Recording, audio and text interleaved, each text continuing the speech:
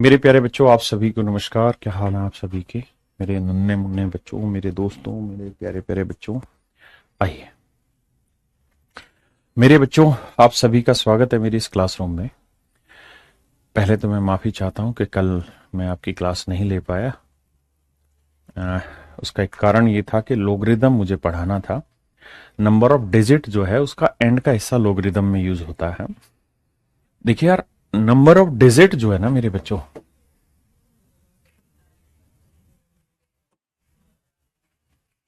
Number of digit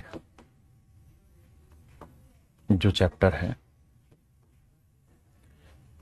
ये अलग अलग एग्जाम में पूछा जाता है। नंबर ऑफ डिजिट 3 हिस्सों में कंटेन होता है। पहला तो जो पहली 2 क्लासें थी वो तो रहती है मेरे भाई प्योरली एसएससी में कॉन्सेप्टेड। एसएससी या टीसीएस जितनी भी एग्जाम कंडक्ट करा था उसमें इससे सवाल पूछे जाते हैं कि भाई 3 अंकों की ऐसी कितनी संख्याएं बनाई जा सकती है जो 5 से डिवाइड होती हो, इवन नंबर हो, ओड नंबर हो। ये सारी कहानी आपकी कहां आती है? एसएससी टीसीएस वाले में। ठीक है जी। दूसरी कहानी होती है मेरे प्यारे बच्चों, जो हमारा डेसिमल, डेसिमल की पूरी कहानी। अब डेसिमल में क्या होता है कि कुछ हिस्सा तो नंबर ऑफ डिजिट में पूछा जाता है। एसएससी में नंबर ऑफ डिजिट में इस्तेमाल होता है इसका। एसएससी या टीसीएस जो एग्जाम कंडक्ट कराता है, स्टेट कोई भी एग्जाम कंडक्ट कराता है। और कुछ हिस्सा ऐसा होता है मेरे बच्चे जो प्रॉपर ही रिकरिंग डिजिट पे सवाल पूछा जाता है, डेसिमल पे सवाल पूछा जाता है। वो भी एसएससी या टीसीएस पूछता है मेरे बच्चे। हाँ जी, और हर एक स्टेट में पूछे जाते हैं सवाल।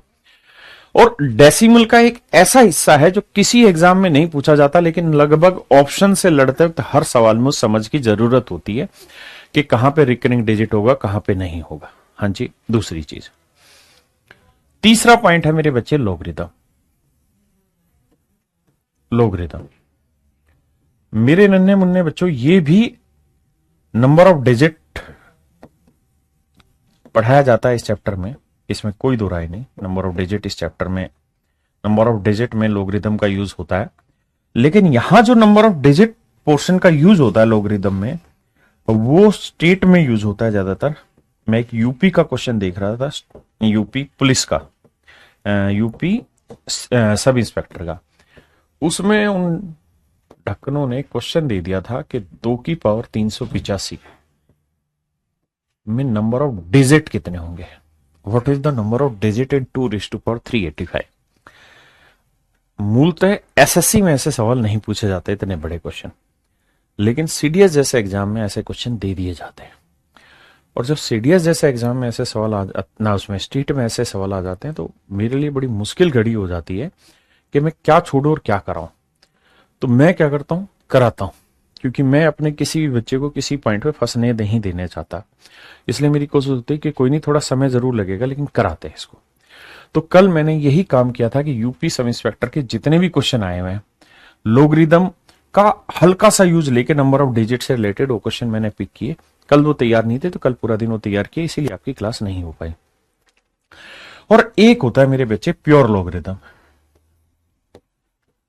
प्योर लोगरिदम, जो प्योर लोगरिदम होती है, इसका केवल और केवल सीडीएस में यूज होता है। अगर आप सीडीएस की तैयारी कर रहे हैं तो प्योर लोगरिदम आता है। हाँ, मैं ये जरूर आपको कहूंगा कि अगर आप एसएससी की तैयारी कर रहे हैं तो प्योर लोगरिदम उसमें नहीं पूछा जाता। तो जो बच्चे एसएससी की तैयारी कर रहे हैं,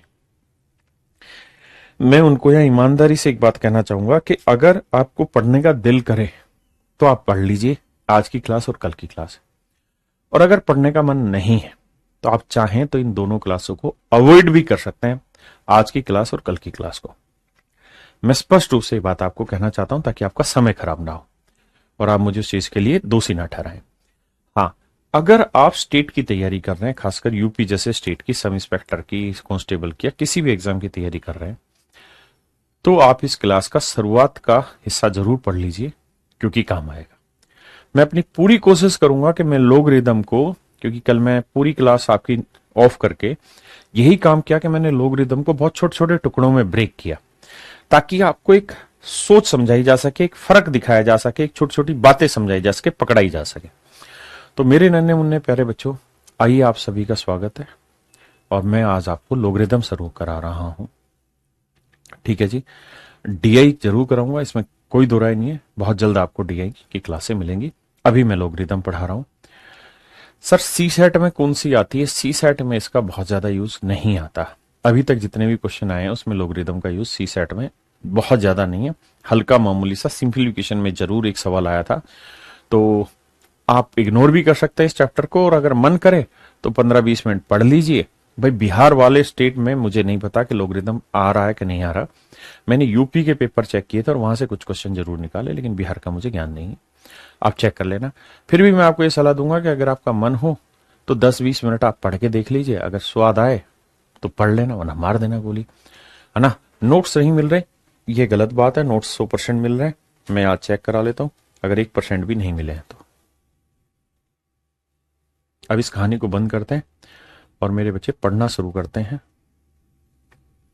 ठीक है, अब कोई फालतू बकवास नहीं। समय हो गया 9:39। 10 मिनट पहले ही खराब कर चुके हैं, 9 मिनट। अब समय खराब नहीं करेंगे। आइए अब शुरुआत करते हैं। मेरे प्यारे बच्चों, आप सभी को नमस्कार। आप सभी का स्वागत है इस क्लास में। आइए आज हम पढ़ रहे हैं बहुत अच्छा और बहुत जरूरी टॉपिक, ध्यान दीजिएगा मेरे बच्चों। आज हम पढ़ रहे हैं लोगरिथम, लघुगणक। आराम से सब समझने की कोशिश करिए।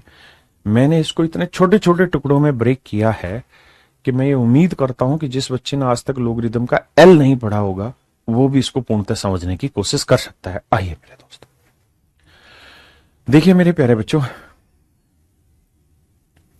आपने एक फॉर्म पढ़ी होगी जिसे हम कहते हैं घातांक रूप।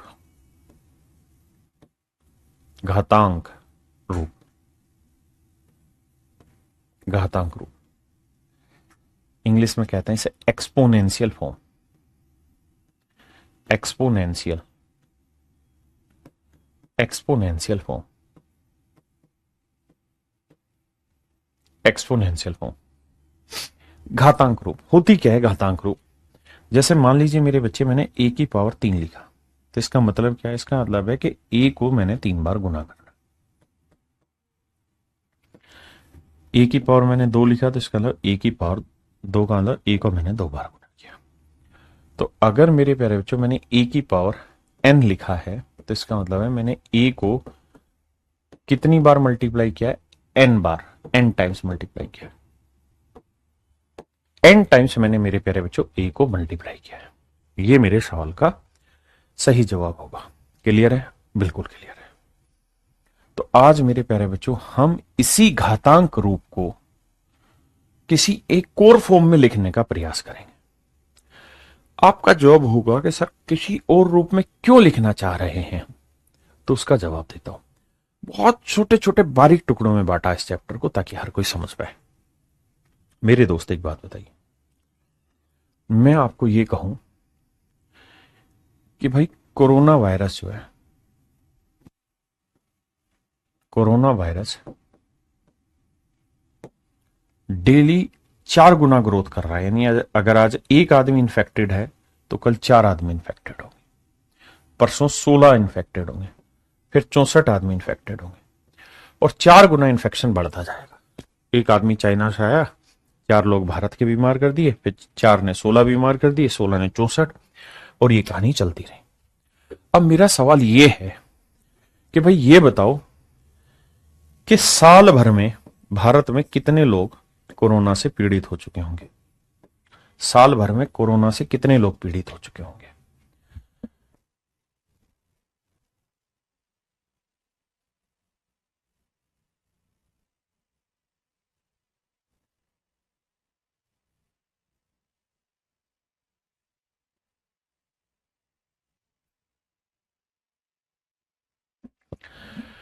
तो मेरे प्यारे बच्चों, आप कहोगे कि सर एक साल में 365 दिन होते हैं, किसी साल में 66, मान लीजिए इस साल में 365 दिन। अगर 365 दिन है मेरे बच्चे, दिन हैं, तो हम ये कह सकते हैं कि सर 4 की पावर 365, यानी इतने लोग बीमार हो चुके होंगे। आप कहें क्यों? क्योंकि सर देखो, पहले दिन 4 की पावर 1 लोग बीमार, फिर 4 की पावर 2 लोग बीमार, फिर 4 की पावर 3 लोग बीमार। यानी एक दिन में 4 गुना, अगले दिन में 16 गुना, मतलब 4 का 4 गुना, ऐसे चलेगा। ठीक है जी। अब कहानी ये है कि सर 4 की पावर 365 सोल्व कौन करे? सिंपली तो सोल्व नहीं हो सकती। सर चलो मान ली कैलकुलेटर से सोल्व कर ले, लेकिन अगर मान लो मैं 4 की पावर 3650 कर दूं तो सर बहुत डिफिकल्ट हो जाएगा। चलो ये भी कैलकुलेट हो जाए। सर मान लो इसको और बड़ा कर दें तो क्या करें? तो मेरे बच्चे दिक्कत फंसती है। तो मेरे बच्चे बहुत बड़ी बड़ी कैलकुलेशन को छोटा करने के लिए लोगरिदम फॉर्म का यूज होता है। फिर से मैं समझाता हूं। बहुत बड़ी बड़ी कैलकुलेशन को छोटा रूप बनाने के लिए, छोटा करने के लिए, कम समय में खत्म करने के लिए लोगरिदम का यूज होता है। ऐसा लोगरिदम में क्या विशेषता है, ऐसी लोगरिदम में क्या खास बात है कि ये आंसर जल्दी से निकाल देता है और बड़ी से बड़ी वैल्यू को छोटे में निकाल देता है? उसका भी जवाब एक वक्त के बाद दूंगा। अभी मैं कहानी कुछ और समझाना चाह रहा हूं। अब मैं आपको यह समझाना चाह रहा हूं कि मेरे भाई, जो एक्सपोनेंशियल फॉर्म होती है उसे हम लोगरिदम फॉर्म में कैसे पुट करते हैं। जैसे मान लीजिए a की power b equal to n। कोई पूछे कौन सी फॉर्म है तो आप कहेंगे घातांक रूप है, घातांक रूप है, एक्सपोनेंशियल फॉर्म है।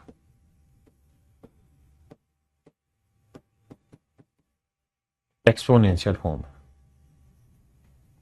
अब मेरे बच्चों मैं इसे कहूं कि भाई लघु गुणक की फॉर्म में लिखिए,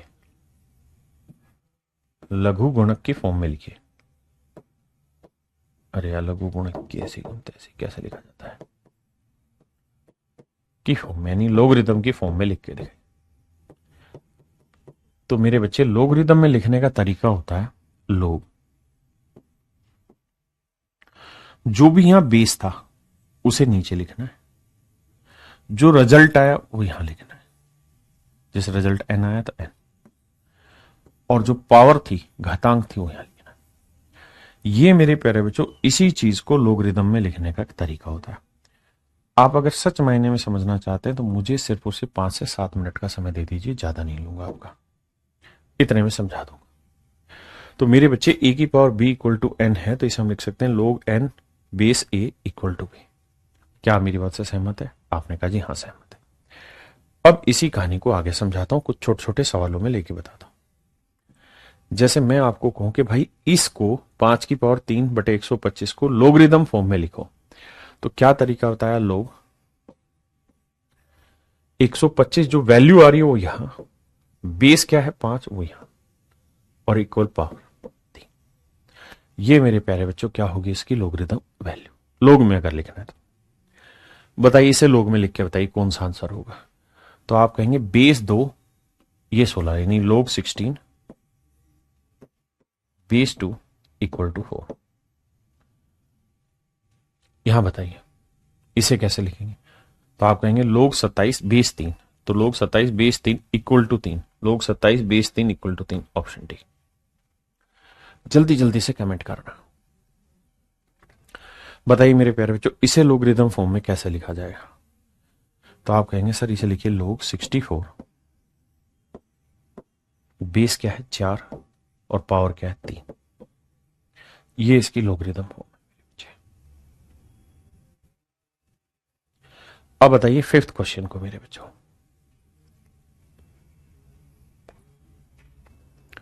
तो आप मुझे कहेंगे सर इसे लिखेंगे लोग 256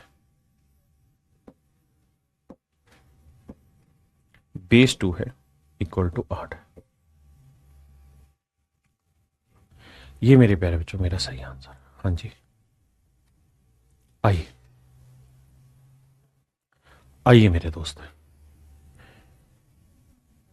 कह रहा जी इसे लोगरिदम में लिखिए, तो वैल्यू क्या है सी, तो लोग सी। बेस क्या है मेरे बच्चों ए इक्वल टू पावर बी। अब ये आपने बताना है, जल्दी से कमेंट करके बताइए। एक भाई कह रहा है टाइम दीजिए बनाने का। टाइम ले ले भाई, इतने छोटे छोटे टुकड़ों में काटा है ना, काटा है छोटे छोटे टुकड़ों में कि हर बच्चा समझ जाएगा लोगरिदम, मेरी जिम्मेदारी। तो आप कहेंगे सर ये हो जाएगा लोग पी, बेस हो जाएगा एम, पावर हो जाएगी n।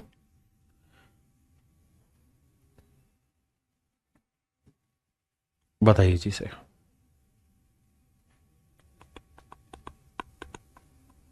बहुत शानदार, बहुत शानदार। जितना हो सके पार्टिसिपेट करो। तो आपको पढ़ना है लोग 625 बेस 5, लोग 625 बेस 5 पावर 4, लोग 625 बेस 5 पावर 4। ऑप्शन डी करिए जी।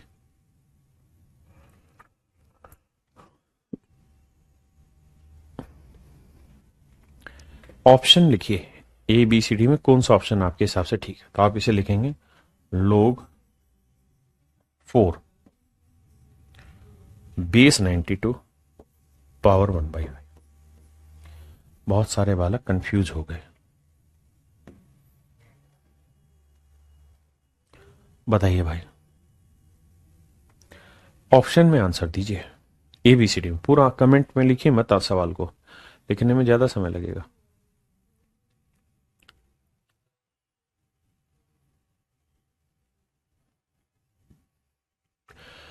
करिए मेरे भाई। अब यहां आपको क्या करना है कि इसे एक्सपोनेंशियल फॉर्म में रिप्रेजेंट करना है, घातांक रूप में लिखिए। किस रूप में लिखना है मेरे बच्चों? घातांक रूप में। तो आप कहेंगे एक सर देखिए, बेस क्या है 2, पावर क्या है 5, रिजल्ट क्या है 32। सहमत है? हाँ या ना? अब इसे बताइए, अब ये आपको लिख के दिखाना है, पीछे मत हटो, सीखने की कोशिश करो। तो आप कहेंगे सर बेस जो लिखा है वो नीचे लिखिए, पावर सी है इक्वल टू बी। आइए,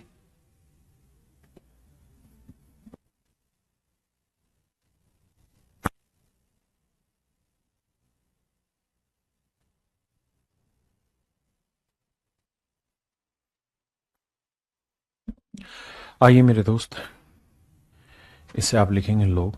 अच्छा, लोग से मुझे एक्सपोनेंशियल फॉर्म में लिखना है। बेस क्या है 8, पावर क्या है 3, वैल्यू क्या होगी 512। आइए, बेस है 5, पावर होगी 4 इक्वल टू 625। जहन में इतना सेट कर जाओ कि गलती के चांस ना हो आपसे। बताइए। तो आप कहेंगे बेस है 10, पावर है 0, वैल्यू है 1। वैसे भी आप जानते हैं 10 की पावर 0 क्या होता है? 1। आपने कहा ठीक है। बताइए, कहता जी इसका एक्सपोनेंशियल फॉर्म रिप्रेजेंट करिए। आप कहेंगे सर देखिए, बेस है m, पावर है q, रिजल्ट होगा p।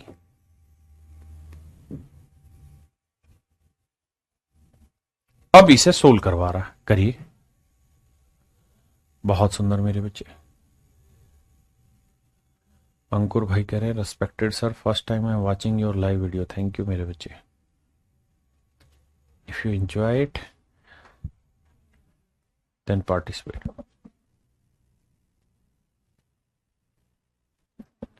देखिए मेरे भाई, इसे क्या लिखेंगे? बेस है 3 की पावर 4 इक्वल टू n। अब जानते हैं 3 की पावर 4 क्या होता है? 81।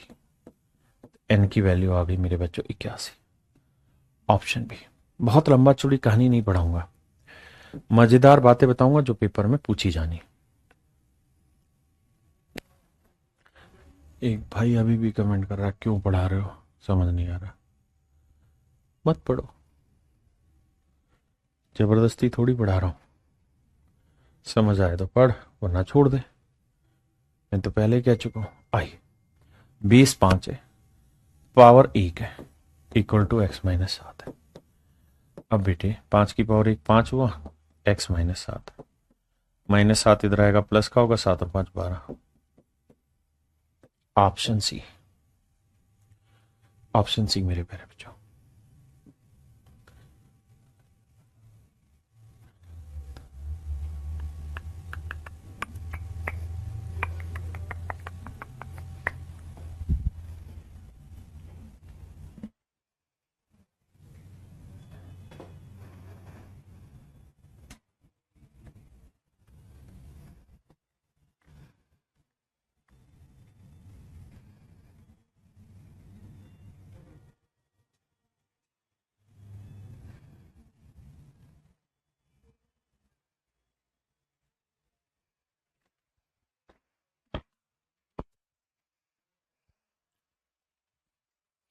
आइए मेरे बच्चे, भैया बेस बी है, लिखो पावर 2 होगी इक्वल टू 36।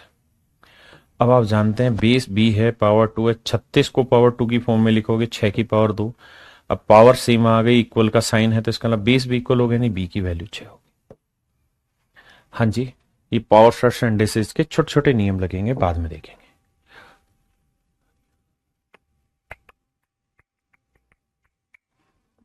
आइए मेरे दोस्त, कहता है लोग, अच्छा हमें तो एक्सपोनेंशियल फॉर्म में निकालना है, तो 2 पावर n इक्वल टू 128। अब मेरे बच्चों 128 को 2 की किसी पावर में लिखिए।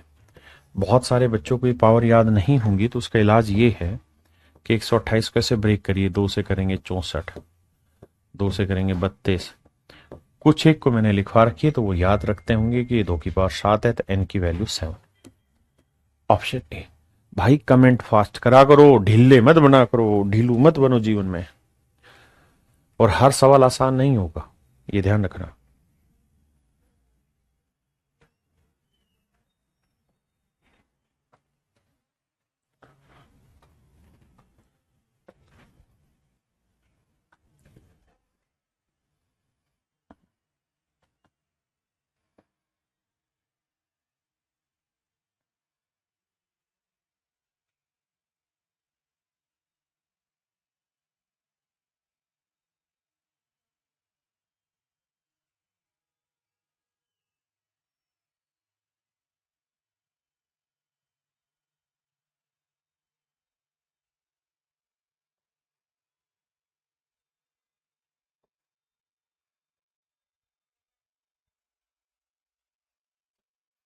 आइए मेरे बच्चे, मेरे प्यारे बच्चों ध्यान दीजिए, बेस 27 है, बिल्कुल ठीक है, पावर 1/6 होगी, बिल्कुल ठीक है, इक्वल टू x होगा। मेरे प्यारे बच्चों ये बेसिक फंडा है, बेसिक नियम, इसको समझो। 27 को लिखेंगे 3 की पावर 3। आप कहेंगे सर हाँ 3 की पावर 3 27 होता है, 1 की पावर 1/6 इक्वल टू x। हाँ सर, अब सर 3 दूनी काटेंगे 6, तो आएगा 3 की पावर 1/2 बराबर x। सर हमें ये बात समझनी होगी कि किसी भी चीज की पावर 1/2 का मतलब है स्क्वायर रूट। अगर x की पावर 1/n है तो इसका मतलब nth रूट, nth रूट है ना, तो स्क्वायर रूट आ गया, तो इसका मतलब x की जो वैल्यू है सर वो 3 रूट। तो मेरे प्यारे बच्चों मेरा आंसर आएगा option C. Option C is my dear student is your right answer. अब मेरे बच्चे हम अगली बात पर चर्चा करते हैं, और वो चर्चा ये है कि हम लघु गुणक को पढ़ते कैसे हैं, लोगरिथम को पढ़ते कैसे। जैसे मैंने कहा कि मैंने बहुत छोटे छोटे टुकड़ों में बांटा है कि लोगरिथम फॉर्म को हम पढ़ते कैसे हैं। तो जैसे मैं आपको ये लिख रहा हूं log X base B equal to Y, तो इसको पढ़ा कैसे जाएगा, तो इसको पढ़ा जाएगा log of X with the base B result as Y. इस बात को ध्यान देना, क्या पढ़ा जाएगा, log of X with the base B result to Y या रिजल्ट एज वाई। इस शब्द को ध्यान रखना। अगर मैं आपको कहूं, कोई भी अगला सवाल लेता हूं, उसको समझना। यहां तक कि मेरी बात समझ रहे हैं, क्लियर है। अब अगर ये बात पढ़ें आप ध्यान से, find the log of 243 to the base 3। क्या कह रहा है, कहता है log of 243, log of 243 to the base 3, base 3 है, इक्वल टू व्हाट, ये पूछ रहा है। तो मान लो इक्वल टू व्हाट, एक्स। तो आप जानते हैं बेस की पावर एक्स इक्वल टू 243। अब मेरे प्यारे बच्चों आप जानते हैं कि 3 की पावर एक्स, 243 को अगर हम चाहें तो 3 की पावर 5 लिख सकते हैं। आप कहेंगे हाँ, तो एक्स की वैल्यू 5 आ गई, कंपेयर करने पर सीधी एक्स की वैल्यू क्या आ गई, 5, 55 नहीं 5। बताइए,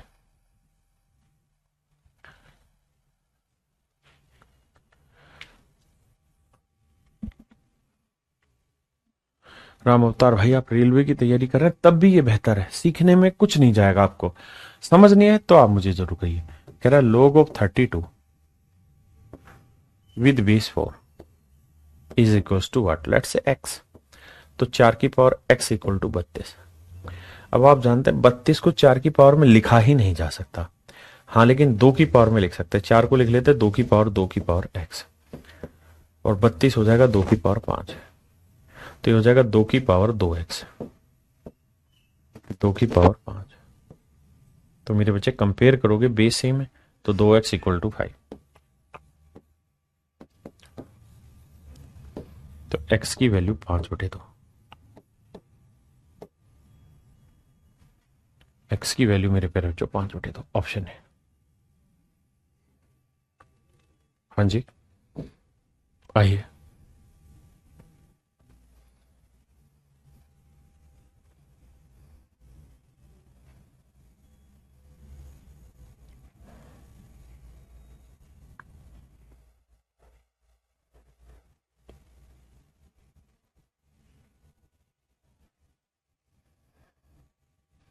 आइए मेरे दोस्त, find the log of 256 to the base 4।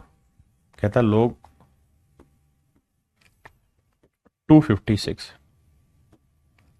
Base 4 equals to what? Let's say x। तो मेरे प्यारे बच्चों 4 की पावर x इक्वल टू है 256, तो 4 की पावर x 256 को क्या लिखेंगे? अब 4 की पावर 4 क्या होता है? 256, तो x की वैल्यू कंपेयर हो रही है 4 से, तो आंसर आया मेरे प्यारे बच्चों 4। कुछ है ही नहीं।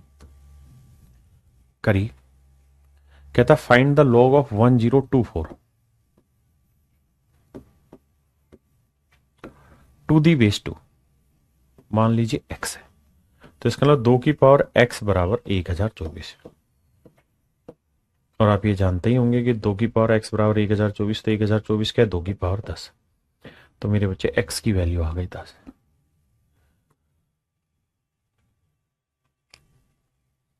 करिए जी सर।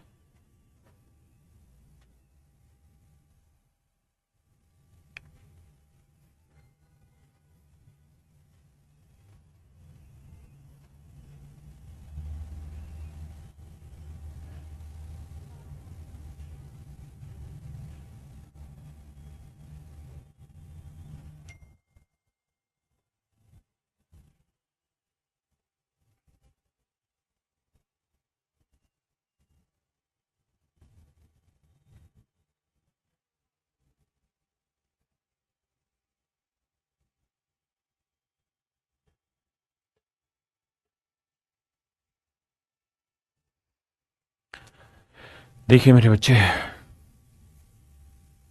तो log 27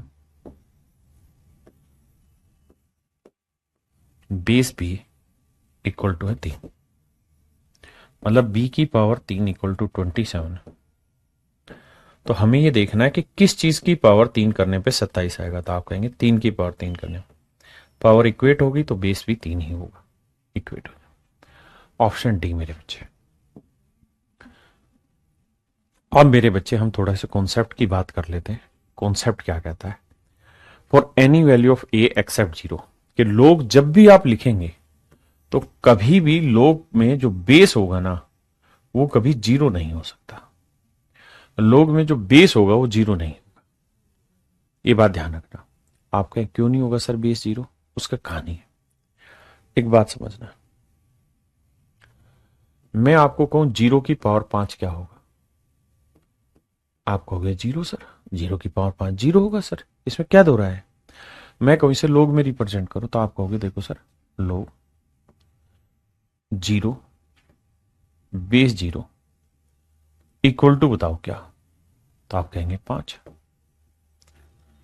इक्वल टू हुआ 5। लेकिन अगर मेरे प्यारे बच्चों मैं आपको ये कह दूं लोग 0 बेस 0 इक्वल टू 6, तो क्या ये गलत है? आप कहेंगे गलत है या नहीं है, सही है, चेक कर लेते हैं। तो सर इसका नाम 0 की पावर 6 इक्वल टू 0, हाँ सर ये भी सही है। तो सर एक बात नहीं समझ में आई कि एक सर्टेनिटी तो आई नहीं, वही वैल्यू यहां 5 उत्तर दे रही है, वही वैल्यू यहां 6 उत्तर दे रही है। इसका मतलब मेरे बच्चे यहां पे एक सर्टेन वैल्यू नहीं आ रही। log 0 विद बेस 0 की वैल्यू 5 भी लिख सकते हैं, 6 भी लिख सकते हैं, 1 भी लिख सकते हैं, 4 भी लिख सकते हैं। हाँ है ना, क्योंकि 0 की पावर 4 करोगे तब भी 0 आएगा, 0 की पावर 5 करोगे तब भी 0, 0 की पावर 6 करोगे तब भी 0 आंसर आएगा। इसका मतलब नीतीश भाई, मतलब यहां से ये निकला कि सवाल फंस जाएगा। तो सवाल फंस जाएगा तो मैथ वाले कर क्या रहे हैं, लोगरिथम का यूज क्यों कर रहे हैं? इसलिए कर रहे हैं ताकि कैलकुलेशन इजी बने। इसमें तो कैलकुलेशन ही गलत आ जाएगी। इसलिए उन्होंने कहा कि देखो भाई, आगे से इस बात को ध्यान रखना कि लोग में जो भी आप बेस लेंगे उसकी वैल्यू कभी भी 0 के बराबर नहीं होनी चाहिए। अगर 0 के बराबर है तो गलत हो जाएगा, 0 के बराबर है तो गलत हो जाएगा। बिल्कुल ठीक है। अगली बात, फिर उन्होंने कहा कि यार लोग में बेस 0 नहीं ले सकते तो तय। लेकिन एक बार ये बताओ, लोग 1 लिख दें, बेस कुछ भी लिख दें 0 के अलावा, यानी इस बात को कान के गांठ बांध लेना है कि ए के किसी भी मान के लिए 0 की अतिरिक्त, यानी लोग 1 बेस ए, यानी बेस में ए जो होगा वो 0 नहीं होगा, बेस कभी 0 नहीं होगा। तो यार ये बताओ, लोग 1 की वैल्यू क्या होगी? और बी की बेस बी है जो 0 नहीं हो सकता, तो बताओ इसकी वैल्यू क्या होगा? तो आप कहेंगे सर मान लीजिए एक्स है, अब बेस है बी। सर एक बात बताइए, बी की पावर एक्स करूंगा तो आंसर क्या आना चाहिए? 1। बी की पावर एक्स करूंगा तो आंसर क्या आना चाहिए? 1। बी की पावर एक्स करूंगा तो आंसर क्या आना चाहिए? 1। अब बी की वैल्यू कुछ भी हो सकती है, 0 नहीं हो सकती। मैं बी की वैल्यू 1 ले लूं तो 1 की पावर एक्स करूं तब भी 1 आना चाहिए। मैं 2 ले लूं, 2 की पावर एक्स करने पे भी 1 आना चाहिए। 3 ले लूं, 3 की पावर एक्स करने पे भी 1 आना चाहिए। तो एक्स में ऐसी कौन सी चमत्कारिक वैल्यू होगी जिससे इनकी किसी भी पावर पे उत्तर 1 आ जाए? तो आप कहेंगे सर, किसी भी नंबर की अगर आप पावर 0 करेंगे तो उसका उत्तर हमेशा 1 आएगा। किसी भी नंबर की पावर 0 करेंगे तो उत्तर हमेशा 1 आएगा। लेकिन मेरे बच्चे, 0 की पावर 0 करने में उत्तर 1 नहीं आता, बल्कि ये एक अनडिफाइंड कंडीशन होती है, अनडिफाइंड होती है, अपरिभाषित कहानी होती है। इसको बाद में समझाऊंगा। अभी सिर्फ इतनी बात को समझिए कि किसी भी नंबर की पावर 0 करोगे तो उत्तर हमेशा 1 आएगा। और मैं कहूं यार इसे लोगरिथम फॉर्म में लिखो, तो आप कहेंगे देखो सर, लोग एन बेस है तो यहां लिख देते हैं, यहां 1 है इक्वल टू 0। क्या समझ में आया? समझ में क्या आया कि लोग 1 की वैल्यू हमेशा ही 0 होगी, बेस कुछ भी हो। और ये हमें पता है कि बेस कभी भी 0 नहीं हो सकता, है ना? तो अगर मैं आपसे ये कह दूं मेरे दोस्त कि लोग 1 बेस 2 की वैल्यू बताओ, तो भी 0 होगी। अगर मैं कहूं लोग 1 बेस बी इसकी वैल्यू बताओ, तो भी 0 होगी। अगर मैं लोग 1 बेस 13 ले लूं तो भी 0 होगा। अगर मेरे बच्चे में लोग एक्स बेस 6 ले रहा हूं, लोग एक्स बेस 6 ले रहा हूं और इसकी वैल्यू 0 ले रहा हूं, तो इसका मतलब 6 की पावर 0। भाई सवाल में ये कह रहा है ना, लोग बेस है 6, वैल्यू है एक्स इक्वल टू 0। इसका मतलब क्या हो? इसका मतलब ये तो हुआ कि बेस की पावर ये है इक्वल टू एक्स। तो 6 की पावर 0 क्या होगी? 1। किसी भी चीज की पावर 0 1 होती है, तो एक्स की वैल्यू क्या होगी? 1। अरे बोलो हाँ कि ना? अब मेरे बच्चों आगे बात आती है। किसी भाई को यहां तक की कोई बात है, कोई समझ ना आए, कोई ऐसी चीज जिसमें दिक्कत हो, तो खुल के बताइए। अब मेरे बच्चों में एक कहानी और कहना चाह रहा हूं। मैं ये कहना चाह रहा हूं कि लोग बेस भी ए है और लोग ए, इसकी वैल्यू बताइए क्या होगी? इसकी वैल्यू बताइए क्या होगी?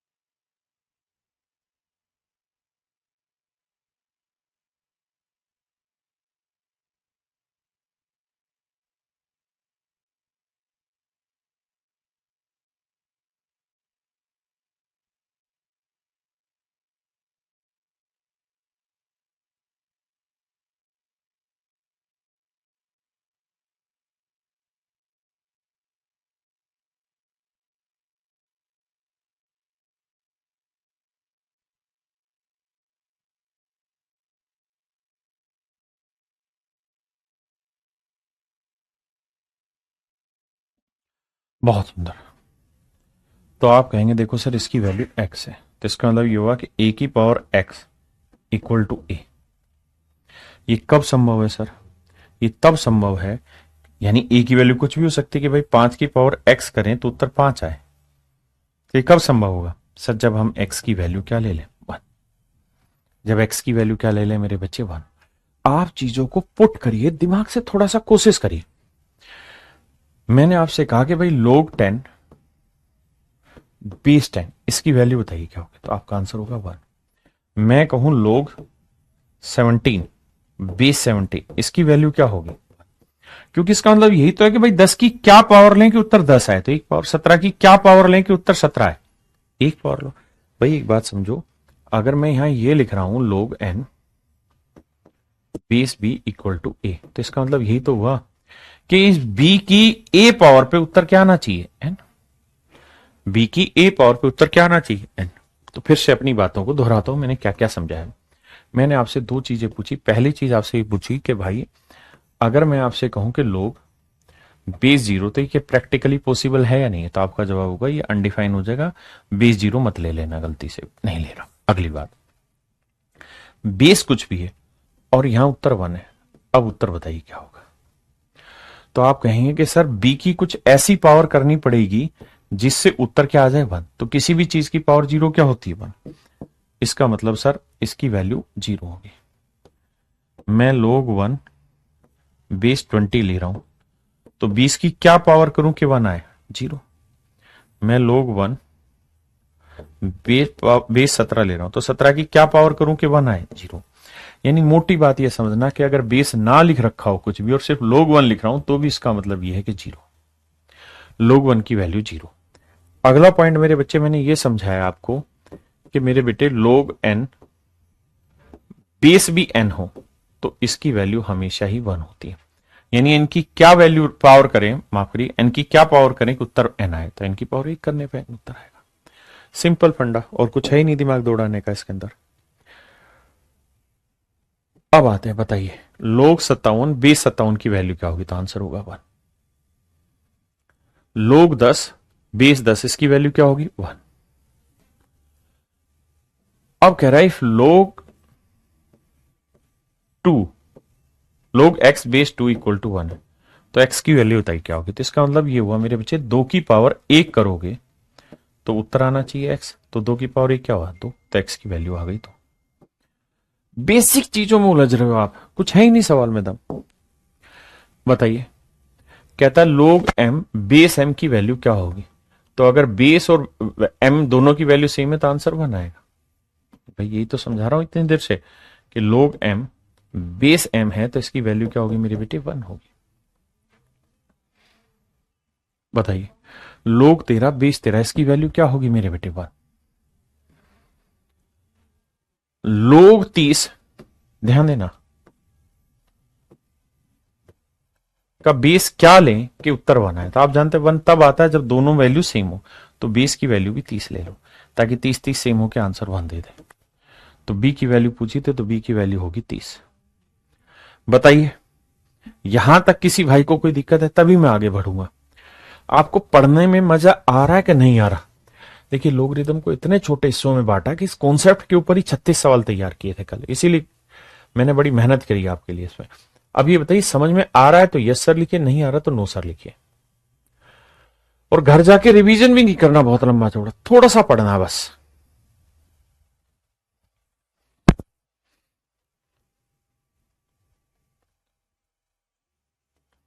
आइए, यहां पूछ रहा है log x minus 10 base 10 equal to 1 है, तो मेरे बच्चे x की वैल्यू बताइए क्या होगी?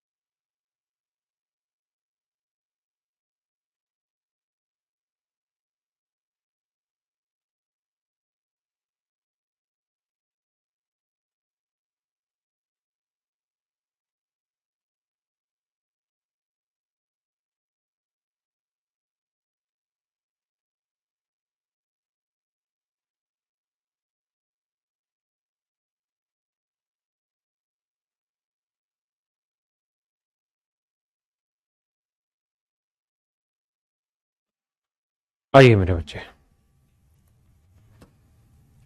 अब मेरे दोस्त ऐसे समझिए कहानी को ध्यान से कि भैया 1 कब आएगी?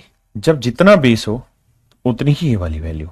तो यानी x माइनस 10 भी किसके बराबर होगा? 10 के, तभी तो ये 1 आएगा, क्योंकि बेस और ये सेम हो। तो x की वैल्यू कितनी आ गई? 20। आंसर आ गया 20।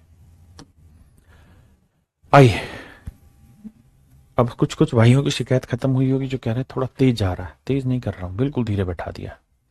देखिए मेरे बच्चों, ये एक बेसिक कॉन्सेप्ट है, सिंप्लीफिकेशन में आप पढ़ेंगे। अगर मान लीजिए यहां कोई नंबर ऐसा है,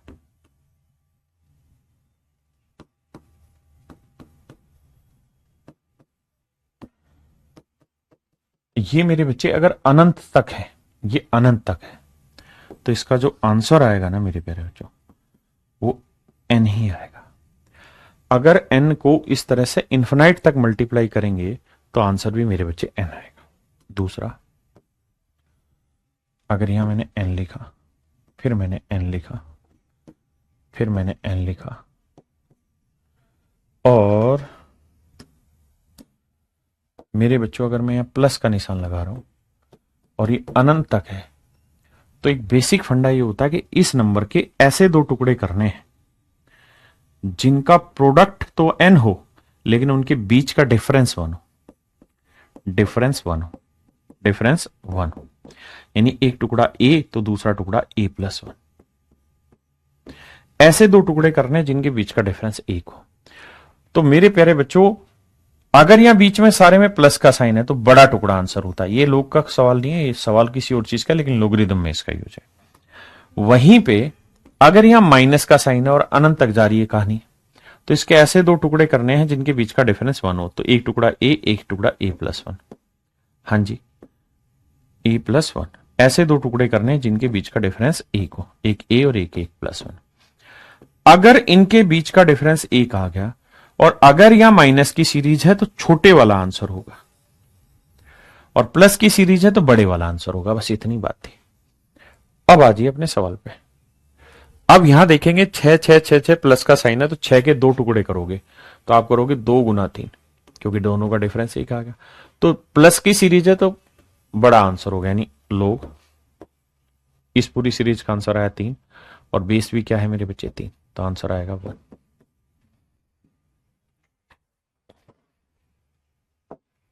आइए मेरे बच्चे 12 के दो टुकड़े करिए, ऐसे दो टुकड़े जिनका डिफरेंस 1 हो। तो 3 चौक 12। अब सीरीज किसकी है? माइनस की, तो छोटे वाला आंसर होगा। तो लो 3, बेस कितना है मेरे बच्चे? 3, तो उत्तर कितना होगा? 1।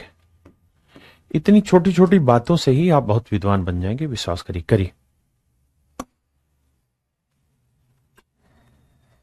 तो आप कहेंगे जी 56 है, तो 56 के टुकड़े करेंगे तो 7 8 56, 7 गुना 8।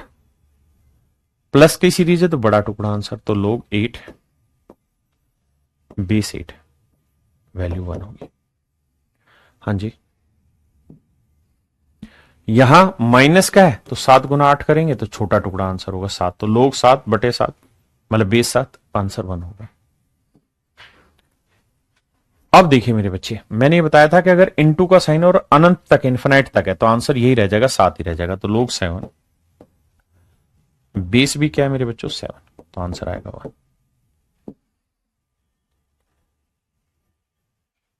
अब इसकी कहानी थोड़ी सी समझा देता हूं, समझिए इसे। अगर मान लीजिए ए है, फिर ए है, और फिर ए, और अगर मान लीजिए इनफाइनाइट टर्म तक ना दे रखा हो, एन टर्म, एन टाइम्स तक दे रखा हो, एन बार दे रखा हो। कितनी बार दे रखा हो मेरे बच्चे? एन बार। एक होता है अनंत बार, एक होता है एन बार। अगर ऐसा है तो उस केस में इसका आंसर होगा A 2 raise to power n minus 1 upon 2 raise to power n। ऐसा क्यों होता है, ये सारी बातें सही वक्त पे आपसे चर्चा कर लेंगे। अभी सिर्फ इतना रख लीजिए कि जो भी यह नंबर होगा a, उसकी power 2 raise to power n minus 1 ऊपर और नीचे 2 की पावर n। आई यहां 7 कितनी बार आ रहा है? 3 बार, तो आंसर होगा 7 की पावर 7 ऊपर 2 की पावर 3, 3 बार आया, -1 नीचे 2 की पावर 3, तो ये आ जाएगा मेरे भाई 7 की पावर 2 की पावर 3, 8 में से 1 गया 7 और 2 की पावर 3 8, ये आया। तो ये आ जाएगा log 7, हाँ जी, ये आ जाएगा 7 की पावर 7/8 और बटे में बेस 7। सहमत है इतनी बात से? अब एक बार इतनी बात पढ़ो, आगे की कहानी बाद में समझाऊंगा, पहले इतनी बात समझो। इतनी बात समझो पहले, इतनी में बताओ समझ में आया कि नहीं आया।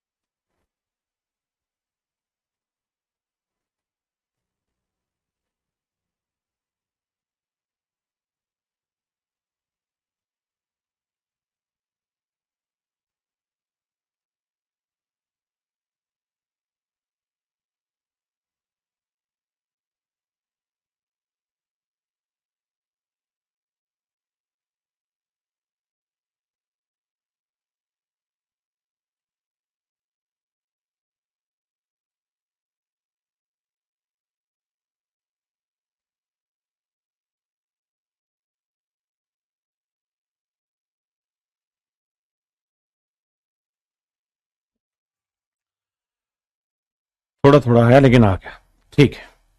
अब इससे आगे की कहानी क्या है उसे लेटर ऑन समझाता हूं, इसे छोड़ देते हैं थोड़ी देर के लिए, क्योंकि यहां एक फार्मूला यूज होगा, जिन फार्मूलों की लिस्ट मुझे आपको थोड़ी देर में समझानी है। कहो तो समझा ही दूं। देखिए यार, अगर लोग x की पावर n और बेस कुछ भी दे रखा है, बेस कुछ भी दे रखा है मेरे प्यारे बच्चों, बेस कुछ भी दे रखा है, और अगर मुझे इस सवाल को सोल्व करना है मेरे प्यारे बच्चों, इस सवाल को सोल्व करना है, तो तरीका ये होता है इसका कि भैया इस n को आगे ले आओ, जो पावर है उसे आगे लिख दो, इसे लिख देते हम log x बेस भी, इसे हम ऐसे लिख देते हैं। जो पावर होती है वो आगे आ जाती है, बाकी सेम एज इट इज लिखा जाता है। एक बार इस फंडे को समझो, फिर से समझाता हूं।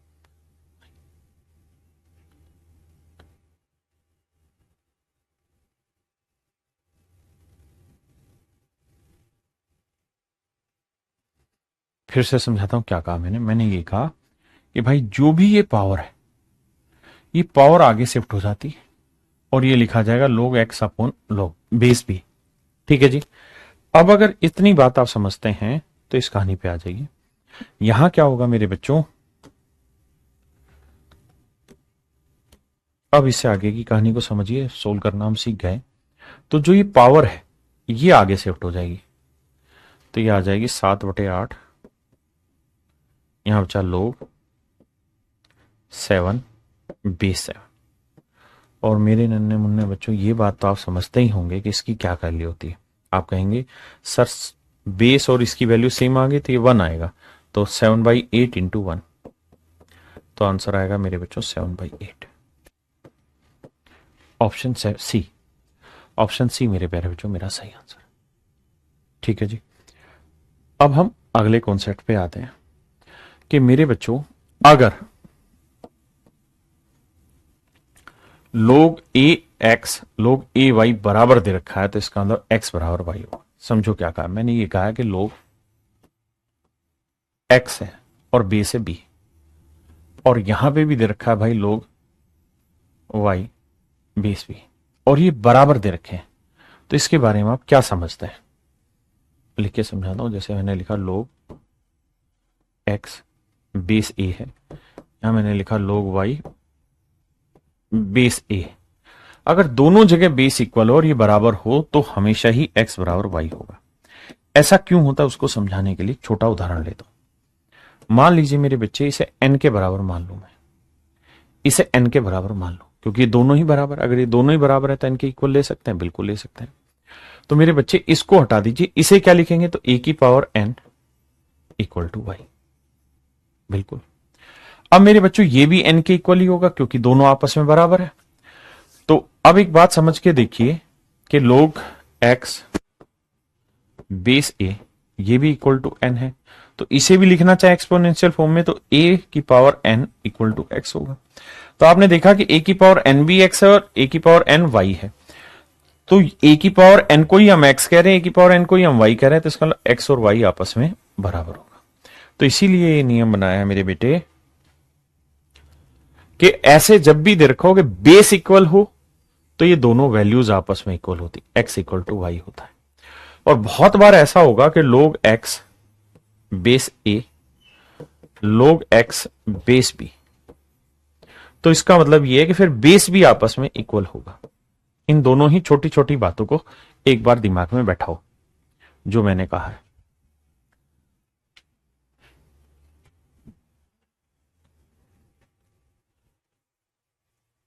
हाँ जी, अब जरा इस सवाल पे आ जाइए। कह रहा है log 16 बेस 2 है, log m बेस 2 है, तो इसका मतलब m और 16 बराबर होंगे। सॉरी, यहां जी log बेस 39 16 log x 16, तो 39 से आएगा x, इसकी वैल्यू x के लिए। यहां भाई क्या है, वैल्यू इक्वल है, बेस भी इक्वल होंगे, तो 10 a की वैल्यू क्या आ जाएगी 10। अब यहां 81 81 है, यहां a है बेस, यहां 3 है, तो a की वैल्यू 3 आएगी।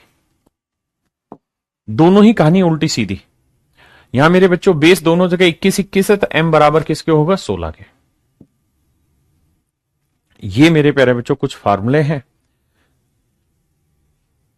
ये बात आ गई भाई समझ में सभी को कि 16 के बराबर होगा। हाँ जी, तो मेरे बच्चे आज इतना ही रखते हैं, क्योंकि आज बहुत बेसिक बेसिक चीजें मैंने आपसे डिस्कस कर दी हैं और मुझे पूरी उम्मीद है कि आपको ये बातें समझ में आई होंगी। कल मैं फार्मूलों पे जाऊंगा और कल मैं लोगरिथम को कंप्लीट कर दूंगा सीडीएस के लेवल तक का। तो आज के लिए मेरे प्यारे बच्चों इतना ही। मैं उम्मीद करता हूं कि आप बहुत मन करके मेहनत करके मेरे साथ पढ़ रहे हैं। Thank you, have a nice day to everyone.